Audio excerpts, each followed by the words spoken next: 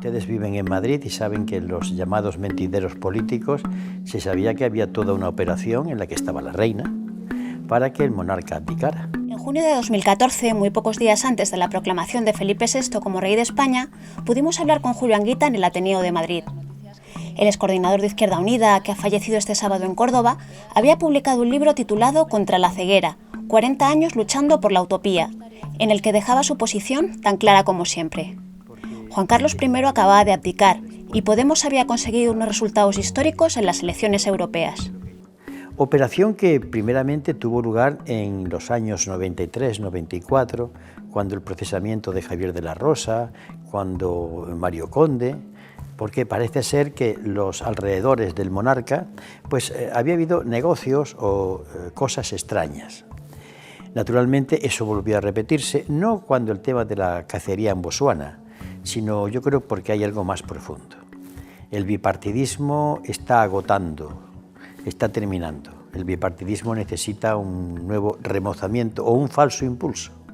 Y nada mejor que cambiar la corona por otra persona que entre más joven. A partir de ahí todo el mundo cree que hay un cambio importante. Ambas fuerzas políticas se aunan en el esfuerzo de seguir con el régimen de restauración borbónica para aplicar la política de la Troika, de endurecimiento de las condiciones de vida, para intentar saldar, y esto quiero subrayarlo, lo que todos tienen miedo, tanto el PP como el PSOE, ¿no? Que se sienten en el juicio todo lo que hay alrededor de los Gürtel, alrededor de los ERES y alrededor de NOS. Eso que salpica prácticamente a las dos fuerzas políticas, pues eso necesita en cierta medida una especie de ley de punto final, porque el tercer elemento, el caso NOS, salpica a la Casa Real. Claro, todo esto no es ni más ni menos que algo previsto. Hay incluso quien dice, naturalmente yo no tengo ninguna información que diríamos definitiva, que incluso en las reuniones de Belvedere el tema se ha tratado. Precisamente la reina, el día de la abdicación, venía de la reunión de Belvedere. Lo que pasa es que la presión sobre el monarca para que abdique ha sido muy grande. ¿Por qué? Los poderes económicos, que son los que mandan, mire usted, las empresas del IBEX, el Banco Santander, el Banco de Vizcaya, Gas Natural, Endesa y un largo etcétera, necesitaban el recambio para que el bipartidismo reciba un nuevo impulso. Es escandaloso que al rey no solamente lo van a aforar, sino que en la práctica lo hagan inviolable. Vuelve otra vez a conculcarse la Constitución española, en la que dice que todos los españoles son iguales ante la ley. Pero vamos, mire usted, esto es una gigantesca chapuza para que los intereses personales de mucha gente, incluidos los del rey, pasen como si aquí nada hubiese ocurrido. ¿Qué consejos le daría a sus antiguos camaradas para que se instaurara la República y se marchara la monarquía? Bueno, vamos a ver. La República es una cosa muy seria, que trasciende manifestaciones, ondear de banderas, y que debe ser algo más que el antimonarquismo. Hace 2 años publiqué un libro proponiendo un tipo de tercera república. Para mí la república es la democracia y la democracia es república, pero claro, tengo que explicar que la democracia significa intervención en la economía. La democracia no es votar cada 4 años, son cosas mucho más importantes. Son desde los referéndums vinculantes, iniciativas legislativas populares, participación de los ciudadanos en las distintas administraciones del Estado, quitar tanto aforado de los 10.000 que hay, que por cierto, solamente 2.000 son políticos, el resto hasta 8.000 son de otras ramas.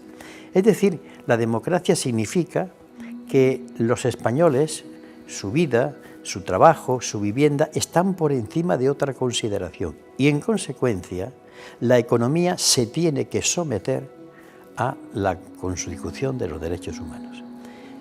Esto es la República para mí y significa que tiene virtudes éticas, virtudes civiles, entre ellas la austeridad, que no es amarrarse el cinturón o recortes en educación como hace el gobierno, no. Significa que los gastos deben ser medidos, pesados, que se acabaron las obras faraónicas que después no sirven para nada. Es decir, toda una concepción de la política y sobre todo una concepción basada en la ética. Esa es la República.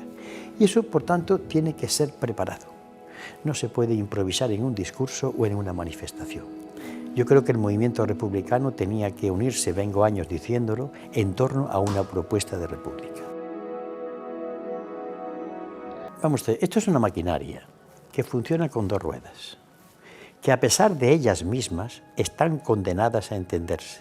Son como dos bueyes uncidos en la misma carreta. El PP necesita del PSOE y el PSOE del PP, porque son las dos caras de la misma moneda. Lo mismo que en Estados Unidos, demócratas y republicanos. Lo mismo que en Alemania, socialdemocracia y conservadores, que por cierto han llegado a un acuerdo. Los problemas que tiene el sistema son tan gordos que necesita que ambas formaciones políticas no jueguen a ser distintos.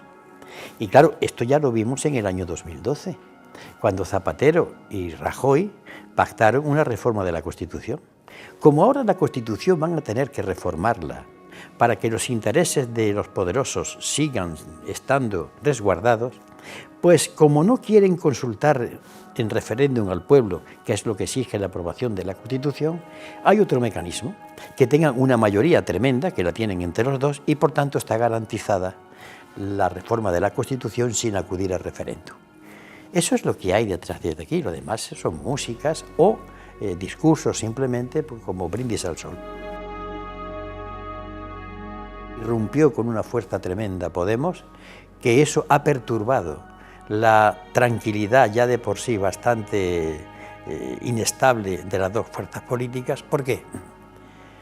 ¿Por qué se han molestado y por qué tantos medios de comunicación han llegado hasta el insulto de la figura de Pablo Iglesias? Simplemente porque en Podemos, eso que ha aparecido, y arriba Izquierda Unida ha subido, la izquierda, pero Podemos representa la aparición de unas expectativas que todavía no han cuajado, de gente que ha estudiado y que está en paro, de gente de clase media, que es la que decide muchas cosas, y eso ha puesto al poder, lo ha puesto nervioso.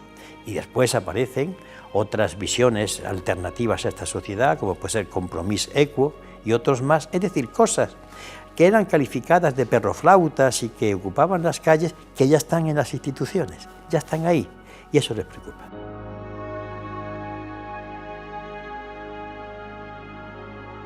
Mis previsiones es que si no lo remediamos los ciudadanos, el bipartidismo se va a consolidar.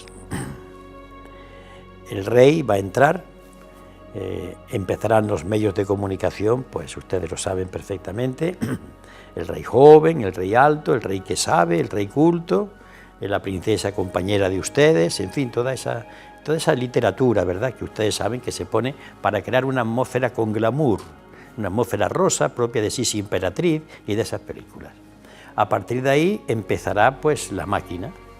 La máquina habrá que aplicar las medidas que impone la Troika, que usted sabe que ya las han anunciado, subir el IRPF, aunque el gobierno diga que no, lo van a subir, si no esperemos dentro de unos meses, el recorte de los salarios, reformas del mercado laboral, y para eso el bipartidismo tendrá que consolidarse, a no ser que los ciudadanos lo remediemos.